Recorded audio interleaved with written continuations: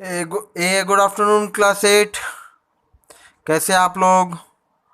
I hope अभी तक जो भी चैप्टर में आपको पढ़ाया गया होगा, we are talking about science chapter 4 metals and non metals, है ना। जो भी आप लोगों को चैप्टर में पढ़ाया गया है अभी तक आप लोगों को समझ में आया होगा। जो लास्ट टॉपिक हम लोगों ने पढ़ा था वो हम लोगों ने पढ़ लिया था, difference between metals and non metals, है ना। उस वीडियो के थ्रू आप लोगों को बताए थे कि जब मेटल्स एंड नॉन मेटल्स को डिफरेंशिएट करते हैं या किसी भी दो ऑब्जेक्ट को, दो मटेरियल को, दो सब्सटेंस को डिफरेंशिएट करते हैं, तो डिफरेंशिएट करने के लिए सर्टेन पैरामीटर्स की ज़रूरत होती है। किसी चीज़ के आधार पर ना डिफरेंशिएट किया जाएगा। तो वहाँ पर मेटल्स और नॉन मेटल्स को डिफरेंशिएट करने के लिए क्या पैरामीटर था? The physical and chemical properties of metals and non metals. उस बेसिस पे जो है हम मेटल्स और नॉन मेटल्स को डिफरेंशिएट कर सकते हैं, जो कि आपके बुक में देखिए यहाँ पर दिया हुआ था। ठीक है, तो इसके बाद जो अगला टॉपिक, जो कि लास्ट टॉपिक है आपके इस चैप्टर का, काफ़ी लंबा चैप्टर था, तो आज हम लोग इस चैप्टर को कंप्लीट करेंगे। कोरोजन ऑफ मेटल्स, है ना, जो लास्ट टॉपिक है आपके चैप्टर का, उसको पढ़ते हैं, है ना। You have seen rust on iron objects many times. What exactly is it? The outer surface of the iron objects get covered with a brown colored layer of rust which keeps falling off. The rust continues to form till the iron is used up. Similarly, the copper objects turn green and silver objects turn black with time. This is called corrosion of metals. Corrosion is defined as the slow eating away of metals on exposure to air and moisture. Let us examine corrosion in common metals. देखिए corrosion है क्या, है ना। जब कोई भी metal, दुनिया का कोई भी मेटल हो, है ना, जब वो metal expose to air and moisture, moisture का मतलब यहाँ पे वाटर से है, ठीक है। मॉइस्चर का मतलब होता है हिंदी में नमी होता है, तो नमी का मतलब आप समझ सकते हैं, जो जो चीज़ गीला हो, है ना, जो सतह गीला हो, ठीक है। तो क्या होता है कि कोई भी मेटल जब एयर में मौजूद ऑक्सीजन और मॉइस्चर मतलब वाटर के संपर्क में आता है, तो क्या होता है, इन दोनों के प्रेजेंस के कारण जो मेटल है वो अपने ऑक्साइड में कन्वर्ट होने लगता है। बाद में वो वही ऑक्साइड हाइड्रोक्साइड में कन्वर्ट हो जाता है due to presence of moisture, ठीक है। तो इसमें होता क्या है कि हर एक मेटल जब वाटर और एयर के संपर्क में आता है तो अपने ऑक्साइड फॉर्म में कन्वर्ट हो जाता है ना। लेकिन ये जो कोरोजन का प्रॉपर्टी होता है, ये बेसिकली है क्या? कोरोजन है क्या? Corrosion is the process, the name of the process in which metals in presence of oxygen present in air, हवा में मौजूद ऑक्सीजन, और in presence of moisture that means water, जब कोई भी मेटल हवा में मौजूद ऑक्सीजन और हवा में मौजूद नमी मतलब वाटर के संपर्क में लंबे वक्त तक रहता है, तो क्या होता है, वो जो मेटल होगा वो ऑक्सीजन और वाटर के संपर्क में आने के कारण उनके साथ रिएक्ट करना शुरू कर देता है ना। उस रिएक्शन के दौरान क्या होता है, वो मेटल अपने ऑक्साइड में कन्वर्ट होने लगता है। जैसे आयरन होगा तो आयरन ऑक्साइड में कन्वर्ट हो जाएगा, कॉपर होगा तो कॉपर ऑक्साइड में कन्वर्ट हो जाएगा, एल्यूमिनियम होगा तो एल्यूमिनियम ऑक्साइड में कन्वर्ट हो जाएगा, ठीक है। तो इस conversion of metal into its oxide because of the presence of oxygen present in atmosphere and the moisture that is also present in atmosphere, है ना, इनके संपर्क में आने पे क्या होता है, मेटल अपने ऑक्साइड में कन्वर्ट होने लगता है। इस conversion of metal into metal oxide is known as corrosion. This conversion of metal into its oxide form due to the presence of oxygen and moisture, है ना। तो जब भी आप डिफाइन करेंगे corrosion, then you will have to explain कि corrosion होता क्या है और क्यों होता है, ठीक है। तो कोरोजन क्या होता है, the conversion of metal into its oxide. क्यों होता है? Because of presence of oxygen and moisture present in atmosphere, ठीक है। तो ये क्या होता है, ये बेसिकली नेचुरल प्रोसेस है, प्राकृतिक तौर पर। जब कोई भी मेटल, जैसे आप घरों में आप देखे होंगे, जब घर में वो मकान वकान बनता है तो मकान बनाने के दौरान जो सरिया आता है ना, लोहा छड़, है ना, उसको काफ़ी लंबे वक्त तक अगर खुले में रख दिया जाए तो क्या होता है, धीरे धीरे आप देखेंगे जब वो सरिया लोहा जब आता है, वो छड़ जब आता है, तब उसका कलर ग्रे कलर का होता है। लेकिन काफ़ी दिनों तक खुले हवा में रहने के कारण क्या होता है, वो जो छड़ होता है मेटल का, आयरन का, वो क्या होता है, वो हवा में मौजूद ऑक्सीजन और नमी मॉइस्चर के कारण क्या होता है, ये उनसे रिएक्ट करने लगता है। वो जो छड़ होगा वो मेटल का है, आयरन बेसिकली आयरन का होता है, लोहा का होता है वो, है ना। तो वो क्या होता है, वो लोहा जो होता है, जो छड़ में मौजूद लोहा है, वो हवा में मौजूद ऑक्सीजन और वाटर के संपर्क में रहता है, क्योंकि खुले में रखा हुआ है।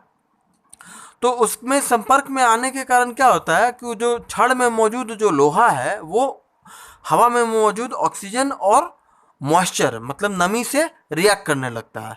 तो आप क्या देखेंगे कि थोड़े दिनों के बाद, 5 दिन 6 दिन 10 दिन के बाद आप देखेंगे वो जो लोहा का सरिया जो होता है वो आया था तो ग्रे कलर का था, लेकिन खुले में 10 दिन रख दिए तो वो धीरे धीरे क्या हुआ, वो डार्क ब्राउन कलर का होता है, या ये कहिए कि रेडिश ब्राउन कलर का हो जाता है, मतलब ईंटा के रंग का हो जाता है ना। और वो जो कलर होता है वो कलर क्या बता रहा है कि वो जो लोहा है वो क्या हो रहा है, वो रस्ट कर रहा है ना। रस्ट को ही हम लोग हिंदी में कहते हैं जंग लगना, है ना, जंग लग जाता है। हाँ, तो कोई भी लोहा को अगर आप घर में देखे होंगे कि कोई भी जो लोहा का कोई सामान हो, अगर वो लंबे वक्त, लोहा का बात कर रहे हैं, आयरन की बात कर रहे हैं हम, उसको लंबे वक्त तक जब हम लोग एटमॉस्फेयर में खुले हवा में छोड़ देंगे, तो खुले हवा में तो ऑक्सीजन भी है और मॉइस्चर भी है, नमी भी है ना। नमी कम ज़्यादा हो सकता है वातावरण के अनुसार, कि गर्मी का दिन है कि बारिश का दिन है या जाड़े का दिन है, लेकिन नमी होता है हवा में, है ना। तो उसके संपर्क में आने के कारण क्या होगा, लोहा जो है वो आयरन जो है वो एटमॉस्फेयर में मौजूद ऑक्सीजन और वाटर के साथ रिएक्ट करने लगता है, और रिएक्ट करके क्या होता है, वो अपने ऑक्साइड में कन्वर्ट हो जाता है।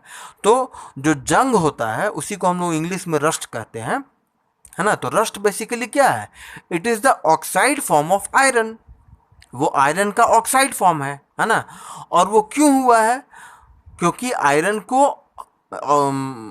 खुले हवा में ऑक्सीजन और नमी के संपर्क में छोड़ दिया गया था, है ना। तो जब छोड़ दिया गया तो वो उनके साथ रिएक्ट करने लगा, तो रिएक्ट करके क्या बनाया, आयरन अपना ऑक्साइड बनाया। उसी आयरन ऑक्साइड को हम लोग रस्ट कहते हैं, ठीक है। तो जब आयरन कोरोड करता है तो उस प्रोसेस को हम लोग क्या कहते हैं, उसी को हम लोग रस्टिंग कहते हैं, है ना। तो जैसे आयरन कोरोड करता है, the corrosion of iron is called rusting, है ना। रस्टिंग क्या है, वो आयरन जब कोरोजन में जाता है ना। कोरोजन क्या है, कोई भी मेटल का मॉइस्चर और एयर में संपर्क में आने के कारण उसका ऑक्साइड में कन्वर्ट करना। तो वैसे ही आयरन जब ऑक्साइड में कन्वर्ट करता है तो उसी को हम लोग रस्टिंग कहते हैं, है ना। लेकिन है तो वो भी कोरोजन ही ना। तो आयरन भी क्या हुआ, जब हवा और ऑक्सीजन और वाटर के संपर्क में आया, मॉइस्चर के संपर्क में आया, तो वो ऑक्साइड में कन्वर्ट कर गया, तो क्या बोलेंगे, कोरोजन हुआ। लेकिन आयरन के कोरोजन को ही हम लोग दूसरे नाम से कहते हैं रस्टिंग। और रस्ट क्या है, rust is nothing but the oxide form of iron, है ना। वो जो लोहा के ऊपर लाल लाल लेयर जम जाता है ना, वही रस्ट है, ठीक है। और भी होता है बहुत सारा लोहा का, अगर आप बहुत दिनों तक घर में छत उत पर रख दीजिएगा, साल 2 साल के लिए रख दीजिएगा, तो धीरे धीरे क्या होता है, बिल्कुल सड़ने लगता है वो, तो उसको हम लोग कहते हैं लोहा सड़ गया। सड़ नहीं गया, लोहा क्या हुआ, लोहा कोरोड कर गया, लोहा रस्ट कर गया, आयरन रस्ट कर गया, है ना। तो नॉर्मली घर में आप किचन वगैरह में भी देखेंगे, मम्मी का जो गैस सिलेंडर होता है किचन में, वो गैस सिलेंडर को जहाँ पर रखते हैं ना, बहुत लंबे वक्त तक अगर वहीं पर छोड़ देते हैं और उसके नीचे अगर साफ़ सफाई ना करें, तो गैस सिलेंडर को हटाइएगा ना, तो देखिएगा वहाँ पे एक रिंग बन जाता है रेड कलर का, है ना। रेड कलर का रिंग बन जाता है, क्यों, जो गैस सिलेंडर है वो किस चीज़ का बना हुआ है, वो आयरन का बना हुआ होता है ना, पहली बात। दूसरा, किचन में जब खाना वाना बनता है तो पानी का इस्तेमाल तो होता ही है, और खुले हवा में ऑक्सीजन तो मौजूद है ही। उसी ऑक्सीजन और उस पानी के मदद के कारण क्या हुआ, वो गैस सिलेंडर जो है किचन में, वो उनके साथ रिएक्ट करके ऑक्साइड में कन्वर्ट होने लगता है, और उसी ऑक्साइड में कन्वर्ट होने के कारण क्या होता है, जो गैस सिलेंडर है उसका जो आयरन है वो रस्ट करने लगता है, जंग लगने लगता है। इसीलिए आप देखे होंगे जो गैस सिलेंडर होता है ना, उसको पेंट से, रेड कलर के पेंट से पेंट कर दिया था, क्यों, ताकि वो हवा और पानी के संपर्क में आने पर रस्ट ना करे, ठीक है। तो ये कुछ एग्जाम्पल हुआ कोरोजन का, ठीक है। वैसे ही जैसे आयरन कोरोड करके रस्टिंग होता है, वैसे ही कॉपर भी जब ऑक्सीजन और वाटर के संपर्क में आएगा तो वो भी कोरोड करता है, वैसे ही सिल्वर भी कोरोड करता है ना। तो जब कॉपर कोरोड करता है ना, तो कॉपर का बेसिकली कलर जो होता है वो भी आपको, मतलब मान के चलिए कि डार्क रेड कलर का होता है ना, डार्क रेड ब्राउन कलर का होता है ना। लेकिन जब वो कोरोड कर जाता है तो देखिए क्या लिखा है, the copper objects turns green, है ना। वो कोरोड करने के बाद मतलब कॉपर जब कोरोजन में जाता है तो उसका कलर चेंज होकर के कैसा हो जाता है, ग्रीन कलर का हो जाता है ना। And silver objects turns black. जो चांदी का बना हुआ चीज़ होता है, कोई बर्तन हो या कोई आभूषण हो, पायल हो या कुछ भी, सब चांदी का बनता है ना। तो सिल्वर जो क्या होता है, सिल्वर भी जब पानी और हवा के संपर्क में आएगा ना तो वो भी कोरोजन में जाएगा, क्योंकि सिल्वर भी एक मेटल है ना। जैसे कॉपर और आयरन मेटल है, वैसे सिल्वर भी मेटल है। तो कोरोजन के प्रोसेस में चला जाएगा, और कोरोजन के प्रोसेस में जाने पर क्या होगा, उसका कलर जो है वो शाइनी सिल्वर कलर से ब्लैक कलर में कन्वर्ट हो जाता है, ठीक है। तो वो ब्लैक कलर में कन्वर्ट होना क्या बता रहा है, वो ये बता रहा है कि जो सिल्वर का ऑब्जेक्ट है, जो भी सब्सटेंस है, जो भी सामान है जो चांदी का बना हुआ है, वो क्या हो गया, वो कोरोड हो गया, ठीक है। कोरोजन इन आयरन, अभी जस्ट बता चुके हैं रस्टिंग क्या होता है, तो अगले टॉपिक पर चलते हैं। रस्टिंग बताया ना कि आयरन के कोरोजन को ही रस्टिंग कहते हैं। जब लोहा कोरोजन में जाता है तो लोहा, आयरन जो है वो आयरन ऑक्साइड में कन्वर्ट हो जाता है। तो जब आयरन का कोरोजन होता है, उसी कोरोजन ऑफ आयरन को ही हम लोग रस्टिंग कहते हैं, है ना। और हिंदी में उसको जंग लगना कहते हैं, जंग लग जाना, ठीक है। तो जंग लगने का मतलब समझ जाइएगा कि जंग लगने के बाद केवल आयरन के साथ होता है ना। बाकी किसी मेटल को हम लोग रस्टिंग नहीं कहते हैं, बाकी मेटल्स को हम लोग कोरोजन कहते हैं, ठीक है। लेकिन rusting is only not nothing but the corrosion of iron. Rusting क्या है, जब आयरन कोरोजन में जाता है, कोरोड करता है ना, तो जंग लगता है, तो उसी को हम लोग रस्टिंग कहते हैं, ठीक है। तो इसके ऊपर ऑलरेडी चर्चा कर चुके हैं, तो अब आगे बढ़ते हैं। एक्टिविटी 4.9, है ना। यहाँ पे देखिए हम आपको डायग्राम से समझाते हैं, ठीक है। जो चीज़ लिखा हुआ है उसी चीज़ को बता रहे हैं। 3 टेस्ट ट्यूब लिया गया, ठीक है। 3 टेस्ट ट्यूब लिए, तीनों टेस्ट ट्यूब में एक पहले टेस्ट ट्यूब में देखिए एयर और वाटर है। एयर का मतलब नथिंग बट ऑक्सीजन की बात कर रहे हैं, है ना। एयर और वाटर है, ठीक है। लेकिन आप देख सकते हैं कि यहाँ पे जो आयरन है, जो लोहे का कील है ना, कांटी है ना, उसका आधा पोर्शन वाटर से ऊपर है और आधा पोर्शन पानी के अंदर है, वाटर के अंदर डूबा हुआ है, डिप्ट है, ठीक है। तो पहला टेस्ट ट्यूब ए जो है, ए बी सी नाम का 3 टेस्ट ट्यूब है, ए बी सी, ठीक है। इस 3 टेस्ट ट्यूब में पहला टेस्ट ट्यूब ए है, दूसरा बी है, तीसरा सी है। तीनों में है क्या क्या ये समझ लीजिए। पहले टेस्ट ट्यूब में एक लोहे के कांटे को लेते हैं और उसको आधे पानी में डुबाकर, और ऊपर ये जो बाकी जो खाली पोर्शन है, ये कुछ नहीं है, बस हवा है। हवा मतलब ये समझिए ऑक्सीजन है, और ऊपर से इसको बंद कर दिए, ठीक है। मतलब टेस्ट ट्यूब को ऊपर से सील कर दिए। कॉर्क होता है, एक तरह का ढक्कन होता है जिससे टेस्ट ट्यूब को बंद कर दिया जाता है ना। तो लोहे का कील लिए और उसको आधा पानी में डुबाकर और आधा खुले में छोड़ करके और टेस्ट ट्यूब को सील कर दिए। दूसरा एक टेस्ट ट्यूब लिए बी, उसमें क्या किए, उसमें भी वैसा ही एक लोहा का कील लिए, लोहा का कांटे लिए और उसको पूरा पानी में डुबा दिए, उसको पानी में पूरा डुबा दिए, ठीक है। और क्या किए, जो पानी का लेयर जहाँ पे ख़त्म हो रहा है उसके जस्ट ऊपर थोड़ा सा ऑयल डाल दिए, जैसे मान के चलिए मस्टर्ड ऑयल, सरसों का तेल थोड़ा सा डाल दिए। तो ये हल्का हल्का पीला सा पोर्शन दिख रहा होगा आपको डायग्राम में, हल्का सा पीला सा पोर्शन दिख रहा होगा, है ना। आप अपने बुक में भी चेक कर सकते हैं। ये क्या है, देखिए लिखा हुआ है ऑयल, है ना। ये कोई भी ऑयल हो सकता है, कोई भी ऑयल, है ना। आप मस्टर्ड ऑयल लीजिए, चाहे लुब्रिकेटिंग ऑयल लीजिए। लुब्रिकेटिंग ऑयल मतलब जो गाड़ियों में इस्तेमाल होने वाला मोबिल नहीं होता है, कार मोटरसाइकिल वगैरह में इस्तेमाल होता है, वो भी ले सकते हैं। वो डाल दिया और फिर इसको भी सील कर दिया। और ये जो बाकी खाली जगह है, ये क्या है, कुछ नहीं है, ये एयर है, ठीक है। ये क्या है, ये एयर है, ठीक है। तो दूसरे टेस्ट ट्यूब में क्या हुआ, एक टेस्ट ट्यूब लिए, उसमें पानी भर दिए, पानी में पूरा आपको कील डुबा दिए, और जहाँ पे पानी ख़त्म हो रहा है थोड़ा सा जगह खाली छोड़ेंगे और उसमें थोड़ा सा एक लेयर ऑफ ऑयल जमा कर देंगे पानी के ऊपर, है ना, ताकि वो पानी के ऊपर तैरता रहे। तेल जो है वो पानी के ऊपर तैरता रहे। मतलब हम वैसे ऑयल को लेंगे जो पानी के नीचे ना जाए, मतलब ऐसा ना हो कि ऑयल नीचे चला जाए पानी ऊपर चला आए। वैसा ऑयल लेंगे जो कि पानी के ऊपर फ्लोट कर सके, पानी के ऊपर तैरे, ठीक है। आप अपने डायग्राम में भी चेक कर सकते हैं, सम ऑयल लिखा हुआ है, ऑयल का नाम नहीं लिखा है। हम आपको एग्जांपल दे देते हैं। ऑयल आप पेट्रोल ले सकते हैं, डीजल ले सकते हैं, केरोसिन ले सकते हैं। They all will float on the surface of water, है ना। वो पानी के ऊपर फ्लोट करेगा। इसका रीज़न भी बता देते हैं, पानी का डेंसिटी ज़्यादा है और केरोसिन पेट्रोल डीजल का डेंसिटी कम है, तो इसलिए वो ऊपर में फ्लोट करेगा, पानी नीचे रहेगा, और बाकी का जो खाली जगह है वो हवा से भरा हुआ है, ठीक है।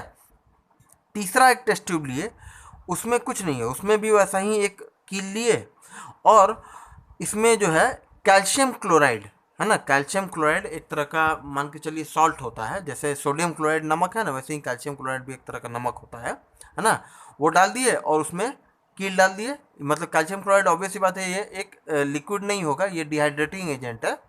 डिहाइड्रेटिंग एजेंट मतलब वो एजेंट जो पानी को सोख लेता है, ठीक है, वो पानी को अपने में सोख लेता है। तो कैल्शियम क्लोराइड क्योंकि एक सॉल्ट है तो वो वाटर को सोख लेगा। वैसे भी आप घर में भी चेक कर सकते हैं, अगर खुले बर्तन में अगर आप नमक छोड़ दीजिएगा ना, नमक को खुले बर्तन में छोड़ दीजिए, आप देखे होंगे घर में जो मम्मी का किचन होता है उसमें नमक वगैरह का जो डब्बा होता है वो बंद किया हुआ रहता है ना। लेकिन अगर उसी नमक को आप खुले हवा में छोड़ दीजिएगा ना 1 दिन 2 दिन के लिए, तो आप देखेंगे कि वो थोड़ा सा नमी सोख लेता है। क्यों? क्योंकि वो एक डिहाइड्रेटिंग एजेंट है। सॉल्ट जो होता है ना वो डिहाइड्रेटिंग एजेंट होता है। तो कैल्शियम क्लोराइड एक सॉल्ट है और इसमें कुछ भी नहीं डाले, ना ऑयल डाले ना पानी डाले, केवल कैल्शियम क्लोराइड सॉल्ट डाले और उसमें जो लोहे का कील है वो डाल दिए और बाकी का जो खाली जगह है वो हवा से भरा हुआ है और उसको सील कर दिए, है ना। होगा क्या ये समझिए। फिर कह रहा है leave the test tubes for 2 to 3 days। तीनों टेस्ट ट्यूब को जो है 2-3 दिन के लिए छोड़ दीजिए, है ना। जब 2-3 दिन के लिए छोड़ देंगे, मान लेते हैं 3 दिन बाद जब तीनों टेस्ट ट्यूब को देखेंगे तो हम क्या पाएंगे? हम पाएंगे कि ये जो पहला वाला टेस्ट ट्यूब ए था, बी था और सी था, तीनों में क्या फ़र्क हुआ, 3 दिन में क्या फ़र्क हुआ। पहला वाला टेस्ट ट्यूब में जो कील होगा ना उसको निकालेंगे ना तो आप देखेंगे कि उसके सरफेस के ऊपर, उसके ऊपरी सतह पर जो लोहे का काटी है उसका ऊपरी सतह जो है, जो कि हवा में खुला हुआ था, है ना, वो पूरा क्या होगा, ये पूरा इसमें जंग लग जाएगा। क्या होगा? ये जंग लग जाएगा। याद रखिएगा हम कैसा काटी लिए हैं, चाइनीज़ काटी नहीं लिए हैं। लोहे का काटी भी मिलता है बाजार में, है ना। चाइनीज़ काटी तो महंगा मिलता है, वो सिल्वर कलर का होता है। हम किस काटी की बात कर रहे हैं? हम लोहे के कील की बात कर रहे हैं, है ना। आयरन का नेल, है ना, लोहा का काटी, है ना। तो क्या पाएंगे कि पहला टेस्ट ट्यूब में जो काटी था उसका ऊपरी सतह जो है, जो हवा में, खुले हवा में था, आधा तो पानी में डूबा हुआ था, जो खुले हवा में था इसके पूरे सरफेस के ऊपर क्या होगा? जंग लग जाएगा, है ना। क्या होगा? ये जंग लग जाएगा इसमें। और दूसरे वाले काटी और तीसरे वाले काटी में क्या होगा? कुछ नहीं होगा, मतलब कांटी जैसा था वैसा का वैसा ही रहेगा। तो कोई पूछेगा, है ना, यहाँ पे हम देखिए पढ़ देते हैं। Observe them after that in which case does the rusting takes place, what do you think so, है ना। आप देखेंगे इसमें कि तीनों टेस्ट ट्यूब को देखने पर क्या पाएंगे कि पहले कांटी में जंग लग गया, टेस्ट ट्यूब ए में जो कांटी था उसमें जंग लगेगा, लेकिन बी और सी में जो टेस्ट ट्यूब में जो कांटी होगा उसमें जंग नहीं लगेगा, उसमें रस्टिंग नहीं होगा, है ना। बोल कोई पूछेगा क्यों, इस कांटी में क्यों जंग लगा और इस कांटी में और इस कांटी में जंग क्यों नहीं लगा। तो पहले टेस्ट ट्यूब बी की बात करते हैं, इसमें क्यों लगा ये बता देते हैं। ये जो कांटी था ये किस चीज़ का था? ये आयरन का था। आयरन क्या है? मेटल है। और वो किसके संपर्क में है? नीचे पानी है और ऊपर हवा है। ये जो खाली जगह है क्या है? ये एयर है। एयर में ऑक्सीजन होगा।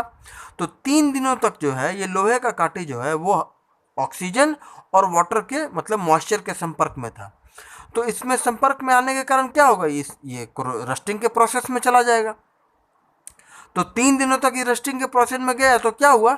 ये आयरन जो है वो प्योर आयरन अपने आयरन ऑक्साइड में कन्वर्ट कर गया, अपने ऑक्साइड में कन्वर्ट कर गया। मतलब क्या हो गया? ये रस्ट कर गया। तो रस्ट करने के कारण क्या होगा? हमको दिखेगा कि ये जो कांटी है, कांटी का ऊपरी सतह जो है वो जंग लगा हुआ लाल रंग का दिखेगा, ठीक है। अब बात करते हैं कि टेस्ट ट्यूब बी और सी में जो कांटी है उसमें जंग क्यों नहीं लगेगा, है ना। जो टेस्ट ट्यूब बी है उसमें जो मौजूद कांटी है वो पानी में तो डूबा हुआ है, लेकिन अगर ये ऑयल जो है अगर ये नहीं होता तो इसमें भी जंग लग जाता है ना। लेकिन ऑयल जो है क्या कर रहा है, आप पढ़े होंगे क्लास 7 वगैरह में, या इस चैप्टर में भी पढ़े होंगे, या क्लास 6 में पढ़े होंगे, इमिसिबल एंड मिसिबल लिक्विड्स, है ना। इमिसिबल लिक्विड क्या होता है? वो लिक्विड जो आपस में कभी भी एक दूसरे को मिक्स नहीं करता है, एक दूसरे में मिक्स नहीं होता है ना। तो ऑयल और वाटर क्या है? ऑयल भी एक लिक्विड है, वाटर भी एक लिक्विड है, but both are immiscible liquids, आपस में मिक्स नहीं होगा। मिक्स नहीं होने के कारण क्या, वो ऑयल जो है वो वाटर के ऊपर फ्लोट कर रहा है, तेल जो है वो पानी के ऊपर तैर रहा है। ये तैरने का कारण क्या हुआ? तैरने के कारण क्या हुआ? जो ऑयल है वो ऊपर जो खाली जगह में मौजूद एयर है, ऑक्सीजन है ना, उसका संपर्क इस कांटी से नहीं होने दिया। क्या हुआ? इस कांटे का संपर्क पानी से तो है, इस कांटे का संपर्क क्योंकि पानी में डूबा हुआ है तो इस कांटे का संपर्क पानी से तो है, लेकिन हवा से संपर्क नहीं हो पाया। क्यों? क्योंकि हवा और पानी के बीच में क्या है, एक लेयर ऑफ ऑयल है। ऑयल क्या कर रहा है, ऑयल पानी को अलग रख रहा है और एयर को अलग रख रहा है। इसका मतलब 3 दिनों तक ये कांटी जो है वो पानी के संपर्क में तो था, लेकिन हवा से संपर्क में नहीं हो पाया। क्यों? क्योंकि हवा और पानी के बीच में क्या है, एक लेयर ऑफ ऑयल है। ऑयल क्या कर रहा है, ये तेल क्या कर रहा है, ये तेल पानी को अलग रख रहा है और हवा को अलग रख रहा है और बीच में खुद है। ठीक है, तो इस कांटे को क्या हुआ, इस कांटे को पानी तो मिला है ना, लेकिन एयर नहीं मिला, ऑक्सीजन नहीं मिला। तो क्योंकि रस्टिंग प्रोसेस के लिए ऑक्सीजन भी चाहिए होता है और वाटर भी चाहिए होता है, मतलब मॉइस्चर भी चाहिए होता है।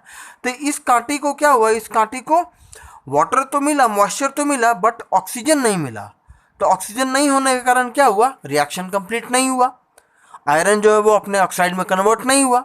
तो ऑक्साइड में कन्वर्ट नहीं हुआ तो हम क्या कहेंगे, रस्टिंग प्रोसेस नहीं हुआ।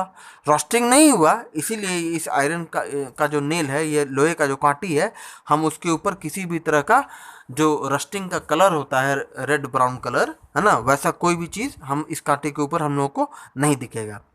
तीसरे टेस्ट ट्यूब में आते हैं। बोलेंगे इस कांटे में भी जंग नहीं लगा। बोलेंगे क्यों नहीं लगा, इसमें तो हवा था, हवा में तो नमी भी होता है, मॉइस्चर भी होता है, तो इसमें तो जंग लग जाना चाहिए था। लेकिन इसके साथ क्या हुआ, इसको जिस एयर में रखा गया है, इस एयर में ऑक्सीजन भी है और मॉइस्चर भी है। हवा में नमी होता है, कोई भी दुनिया का कोई भी हवा हो उसमें नमी होता है, कम ज़्यादा हो सकता है लेकिन नमी होता है। ठीक है, तो इसमें क्या हुआ, ऑक्सीजन तो है, लेकिन जो भी नमी था, जो भी मॉइस्चर था, वो मॉइस्चर क्या हुआ, ये डिहाइड्रेटिंग एजेंट जो कैल्शियम क्लोराइड था, ये जो नमक था, वो क्या किया, इस टेस्ट ट्यूब में मौजूद जो हवा में नमी था, ऑक्सीजन तो था ही लेकिन नमी भी था, लेकिन वो जो थोड़ा बहुत नमी इस टेस्ट ट्यूब में मौजूद जो हवा था उसमें जो थोड़ा बहुत नमी था भी, उस नमी को अपने अंदर सोख लिया, है ना। सोख लेने के कारण क्या हुआ, ये जो कांटी होगा, इस कांटी को ऑक्सीजन तो मिला लेकिन मॉइस्चर नहीं मिल पाया, वाटर नहीं मिल पाया। जबकि रस्टिंग होने के लिए मॉइस्चर भी चाहिए और ऑक्सीजन भी चाहिए। तो हम क्या कहेंगे कि ये जो कांटी है इसको ऑक्सीजन मिला बट मॉइस्चर नहीं मिला, इसलिए ये कांटी को भी रस्टिंग प्रोसेस में जाने के लिए पर्याप्त जो जो रिएक्टेंट चाहिए वो नहीं मिल पाया। आयरन है, ऑक्सीजन है बट मॉइस्चर नहीं है। यहाँ पर मॉइस्चर है, आयरन है बट एयर नहीं है, माने ऑक्सीजन नहीं है। और यहाँ पर क्या है, आयरन भी है, ऑक्सीजन भी है, मॉइस्चर भी है। तो यहाँ पर रस्टिंग होगा और इन दोनों में रस्टिंग नहीं होगा। ठीक है, तो इससे हम लोग क्या कंक्लूड करेंगे, यहाँ पर हम लोग क्या कंक्लूड करेंगे, यहाँ पे हम लोग कंक्लूड करेंगे कि the process of rusting is only possible with iron in the presence of moisture as well as oxygen. Rusting process iron का तभी होगा, या ये कहिए आयरन कोरोजन में तभी जाएगा जब उसको कोरोजन के लिए मेटल चाहिए, आयरन, और साथ ही साथ ऑक्सीजन और मॉइस्चर भी चाहिए, है ना। तो दुनिया का कोई भी मेटल होगा वो कोरोड तभी करेगा जब उसको दोनों चीज़ उपलब्ध होगा, ऑक्सीजन भी और मॉइस्चर, या ये कहिए वाटर। ठीक है, तो यहाँ पर ये दोनों में रस्टिंग क्यों नहीं हुआ, क्योंकि इसको वाटर तो मिला, मॉइस्चर तो मिला बट ऑक्सीजन नहीं मिला, है ना, बीच में ऑयल का लेयर आ गया। ठीक है, इस कांटी ये क्यों नहीं रस्ट किया, इसको एयर तो मिला बट इस एयर में मौजूद जो मॉइस्चर था वो इस डिहाइड्रेटिंग एजेंट मतलब वो एजेंट जो नमी को सोख लेता है, तो जो थोड़ा बहुत नमी था भी टेस्ट ट्यूब में उसको ये सोख लिया। तो इसको हवा, ऑक्सीजन तो मिल गया लेकिन नमी नहीं मिला, तो ये भी रस्टिंग में नहीं गया। और ये क्यों रस्ट कर गया, क्योंकि इसको टेस्ट ट्यूब में मौजूद एयर जो है उसके थ्रू ऑक्सीजन भी मिल गया और नीचे जो पानी है उसमें से मॉइस्चर भी मिल गया। तो एयर और मॉइस्चर दोनों मिलने के कारण ये जो आयरन है, ये आयरन नील जो होगा, ये जो लोहे का कांटी होगा, ये कोरोजन के प्रोसेस में जाएगा, या ये कहिए कि रस्टिंग के प्रोसेस में जाएगा और रस्ट कर जाएगा। ठीक है, यही एक्टिविटी 4.9 में समझाने का कोशिश किया गया है। अब अगले टॉपिक पे चलते हैं, एक्टिविटी 4.10 10, है ना। To show that rust is basic in nature, जो रस्ट है वो बेसिक नेचर का होता है, मतलब एसिडिक बेसिक पढ़े थे ना हम लोग मेटल्स नॉन मेटल्स का टेस्ट, है ना। मेटेलिक ऑक्साइड जो है वो बेसिक ऑक्साइड होता है और नॉन मेटेलिक ऑक्साइड जो होता है वो एसिडिक ऑक्साइड होता है। तो ये चेक करने के लिए कि रस्ट जो है वो एक बेसिक ऑक्साइड है, ये आयरन जब रस्ट करता है तो क्या होता है, अपने ऑक्साइड में कन्वर्ट कर जाता है। तो आयरन ऑक्साइड एक मेटेलिक ऑक्साइड हुआ ना, तो चेक करना है कि रस्ट जो है, जंग लगा हुआ जो लोहा होता है ना, तो उसको खुरच के निकालेंगे ना, जो कोई भी लोहा जिसमें जंग लग गया हो उसको खुरचेंगे ना, तो उसमें से पपड़ी ऐसा चीज़ जो होता है वो झड़ के गिरने लगता है ना। तो वैसा कोई भी जंग लगा हुआ डस्ट ले लेंगे, जंग का डस्ट ले लेंगे और ये चेक करना है हमको कि वो बेसिक नेचर का होता है। तो क्या करेंगे, एक टेस्ट ट्यूब लेंगे, है ना, और उसमें सर्टेन क्वांटिटी, 1 चम्मच मान के चलिए, 1 चम्मच जंग डाल देंगे, है ना, रस्ट डाल देंगे। ठीक है, जंग का मतलब यहाँ पे जंग लगा हुआ लोहा का बात कर रहे हैं। ठीक है, तो जंग लगा हुआ लोहा के सतह को खुरचेंगे ना, खुरचेंगे, तो खुरचने पर उसके सतह पर से खुरच कर आप जो पाउडर ऐसा चीज़ झड़ेगा ना, जो गिरेगा, उसी को रस्ट कहते हैं। तो 1 चम्मच मान लीजिए रस्ट किया हुआ लोहा, मतलब या ये कहिए कि जंग लगा हुआ लोहा, है ना, पाउडर के फॉर्म में एक टेस्ट ट्यूब में लेंगे और उसमें क्या करेंगे, उसमें डिस्टिल्ड वाटर डाल देंगे। तो जंग लगा हुआ लोहा क्या है, वो बेसिकली वो आयरन ऑक्साइड है, और जब उसमें डिस्टिल्ड वाटर डालेंगे तो वो क्या हो जाएगा, वो आयरन ऑक्साइड आयरन हाइड्रोक्साइड में कन्वर्ट कर जाएगा। ठीक है, तो आयरन हाइड्रोक्साइड, जो आयरन हाइड्रोक्साइड होगा वो बेसिक नेचर का होगा, है ना, बट हमको उसको टेस्ट करना है कि वो बेसिक नेचर का होता है। तो बेसिक नेचर टेस्ट करने के लिए कौन सा लिटमस पेपर इस्तेमाल करते हैं, रेड लिटमस पेपर इस्तेमाल करते हैं, है ना, और एसिडिक नेचर टेस्ट करने के लिए ब्लू लिटमस पेपर इस्तेमाल करते हैं।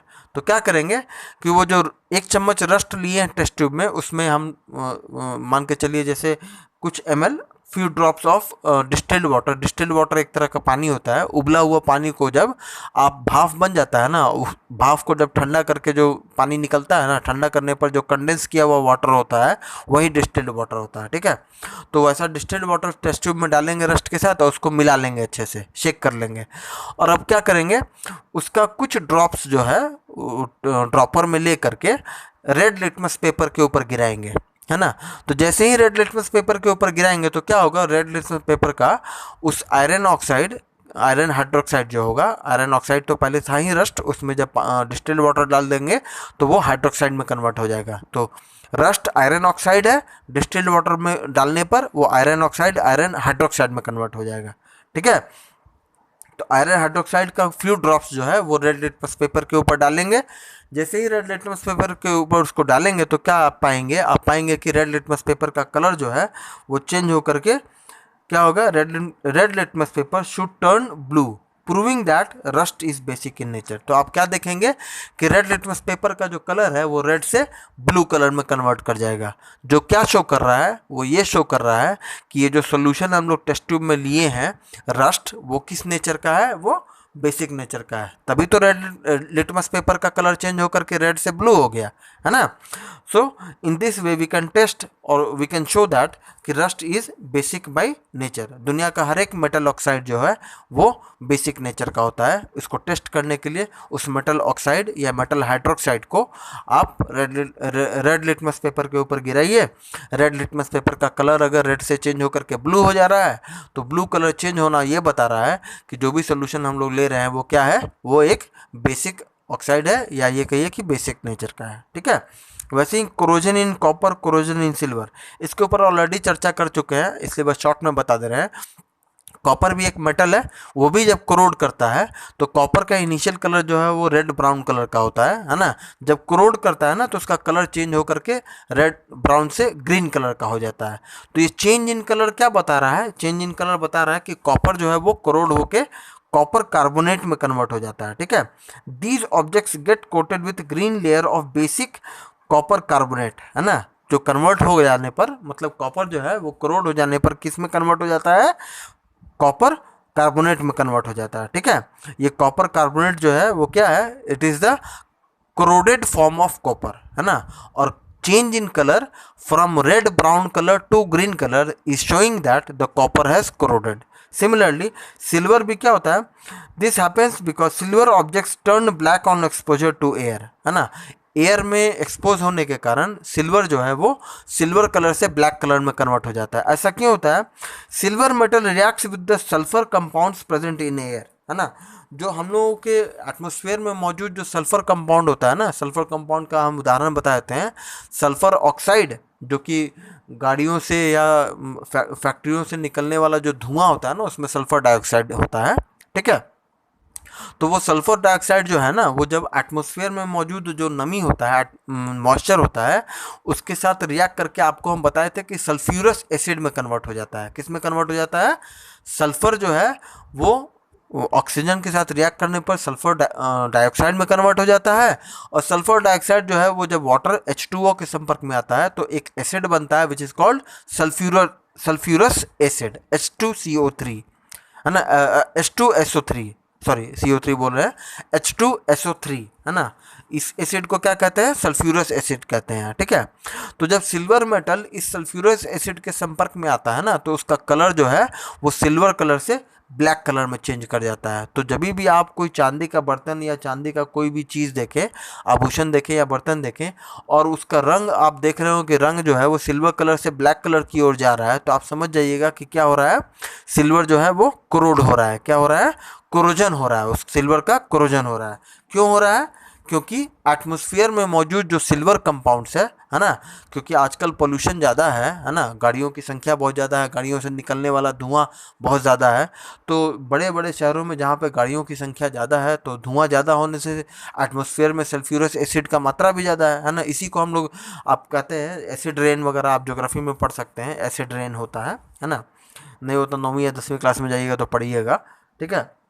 तो जो औरतें चांदी का कोई गहना वगैरह पहनती हैं, या चांदी का बर्तन वगैरह भी घर में इस्तेमाल होता है पूजा वगैरह में, तो आप देख सकते हैं कि जैसे जैसे समय बीतता है ना, तो उस बर्तन का या चांदी का जो आभूषण होता है, ज्वेलरी होता है, उसका कलर धीरे धीरे बीतते हुए समय के साथ कलर चेंज होकर के सिल्वर कलर से ब्लैक कलर का होने लगता है। तो ये चेंज इन कलर क्या बता रहा है? चेंज इन कलर बता रहा है कि जो सिल्वर मेटल है वो कोरोड हो रहा है, ठीक है। अब अगला टॉपिक जो हम लोग पढ़ रहे हैं वो क्या है? प्रिवेंशन ऑफ कोरोजन, है ना। कोरोजन का कारण क्या है? कोरोजन का कारण है मेटल का पानी और ऑक्सीजन के संपर्क में आना। तो अगर किसी मेटल को हम लोग को प्रिवेंट करना है, प्रिवेंट से बना है प्रिवेंशन, है ना, किसी मेटल को कोरोड होने से बचाना है, मतलब उसको कोरोजन से बचाना है, तो सिंपल बात, उस मेटल को एक ही वक्त में पानी और हवा के संपर्क में मत आने दीजिए। अगर मेटल को पानी और हवा के संपर्क में नहीं आने देंगे तो कोरोजन का रिएक्शन होगा ही नहीं। जब कोरोजन का रिएक्शन नहीं होगा तो कोरोजन नहीं होगा, कोरोजन नहीं होगा तो मेटल जो है वो अपने ऑक्साइड या हाइड्रोक्साइड में कन्वर्ट नहीं करेगा, ठीक है। तो जितना भी यहाँ पे नाम लिखा हुआ है ना, oiling and greasing, galvanising, electroplating, alloying, है ना, ये सब नाम है, आप ये सब नाम याद कर लीजिएगा, है ना। These are the few steps और फ्यू प्रोसेसेस जिसके थ्रू हम मेटल्स को कोरोजन में जाने से रोक सकते हैं या मेटल्स को कोरोड करने से बचा सकते हैं। बट आप इसको पढ़िएगा, ध्यान से रीडिंग लगाइएगा, तो आप क्या पाएंगे, इस हर एक मेथड का पर्पस क्या है? इस हर एक मेथड का पर्पस है मेटल को हवा और पानी के संपर्क में ना आने दिया जाए। ना मेटल हवा और पानी के संपर्क में आएगा, ना कोरोजन का प्रोसेस होगा, ना कोरोजन होगा, मेटल्स जो है कोरोजन के प्रोसेस में जाने से बच जाएगा, है ना। जैसे उदाहरण के तौर पर देखिए, एक क्या बता रहे हैं हम, यहाँ पे लिख रहा है oiling and greasing, iron parts of machines are coated with oil and grease to prevent their contact with air, है ना।